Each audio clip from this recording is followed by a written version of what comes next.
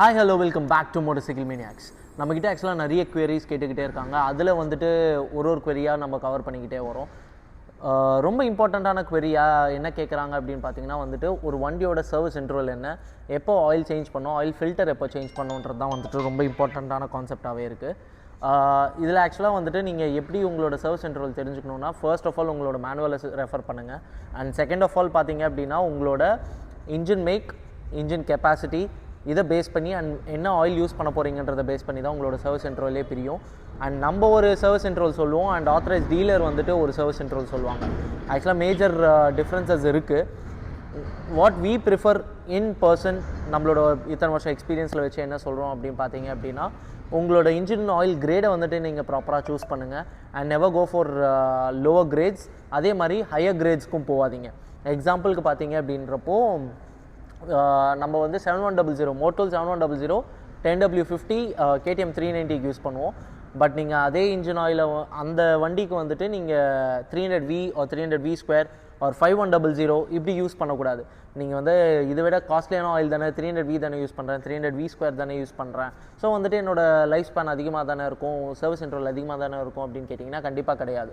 ஆக்சுவலாக வந்துட்டு there is a hell lot of difference between commuting oil and performance based oil. நீங்கள் வந்து உங்களோட பர்பஸ் ஆஃப் ரைடுக்கு ஏற்ற மாதிரி தான் உங்களோட இன்ஜின் ஆயிலை சூஸ் பண்ணோம்.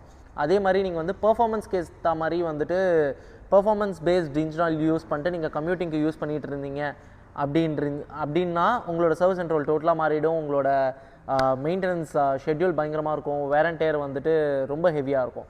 ஸோ நீங்கள் வந்துட்டு எப்போவுமே சூஸ் பண்ணுறப்போ ஒரு இன்ஜின் ஆயிலை உங்களோட பர்பஸ் ஆஃப் ரைடுக்கு ஏற்ற மாதிரி யூஸ் பண்ணுங்கள். உங்களோட ஆயில் கிரேட் தெரிஞ்சுக்கோங்க, உங்களோட சர்வீஸ் இன்டர்வல் அதுக்கேற்ற மாதிரி சேஞ்ச் ஆகுன்றதை நல்லா புரிஞ்சுக்கிட்டு அதுக்கேற்ற மாதிரி சூஸ் பண்ணுங்கள். அண்ட் ஒன் மோர் திங் வந்துட்டு நம்ம ஒரு 390 எக்ஸாம்பிளுக்கு சொல்கிறேன். நம்ம கொடுக்குற சர்வீஸ் இன்டர்வல் பார்த்தீங்க அப்படின்னா 5000 km R 4 months, whichever comes earlier. இந்த வார்த்தையை நல்லா புரிஞ்சுக்கோங்க, whichever comes earlier. இந்த whichever comes earlier என்ற கான்செப்ட் என்னென்னா, ஒன்ஸ் நீங்கள் இன்ஜின் ஆயிலை வந்துட்டு இன்ஜின்குள்ளே ஊற்றிட்டு நீங்கள் ரன் பண்ண ஆரம்பிச்சிட்டதுக்கப்புறம் நீங்கள் அந்த ஒரு ஸ்பேனில் எவ்வளோ கிலோமீட்டர்ஸ் ஓட்டினாலுமே சரி, ஒரு 3000 km தான் ஓட்டியிருக்கீங்கனாலும் ஆயில் ஃபில்டர் மாற்றிக்கிறது நம்ம சஜஸ்ட் பண்ணுறோம். அதே 1 monthலேயே நீங்கள் வந்து 5000 km ஓட்டிட்டிங்கனாலுமே ஆயில் ஃபில்டர் ரீப்ளேஸ் பண்ணிக்கணும். இதுதான் ஆக்சுவல் கான்செப்ட்.